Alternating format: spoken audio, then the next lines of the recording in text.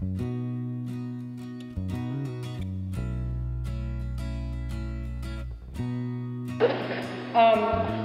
wonder if Draco is psyched with what draconian has come to mean. I think that in times of recession and economic calamity, it should be expected that governments will run deficits. I think that's what deficit spending is for.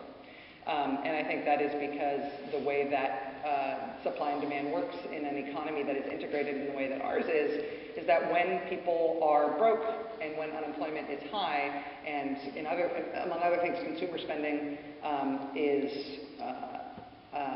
ebbs in a way that causes further unemployment and further economic crimping on the demand side, there has to be an entity in the economy that can make that up. And you make that up, honestly, with government spending.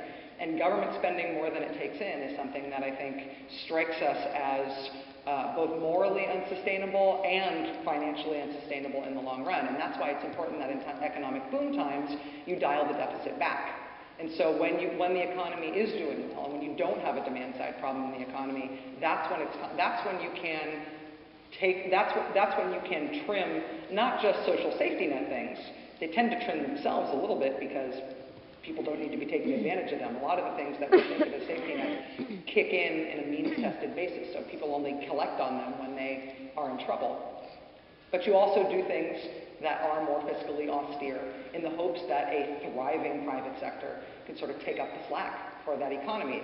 That's why we have the monetary policy that we have. That's why it would be a bad thing if we went back to gold coins and didn't have a Fed. I mean, yeah, the sort of Ron Paul case against the Fed and everything is romantic, and you can come up with that in the abstract. But when it comes to real life economic contraction and expansion, having that flexibility of government spending, deficit spending, and austerity measures in boom times is something that honestly supports the kind of economic and social stability we need in order to have a democracy.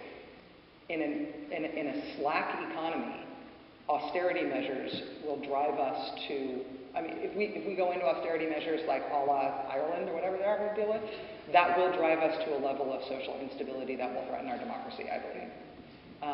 And so we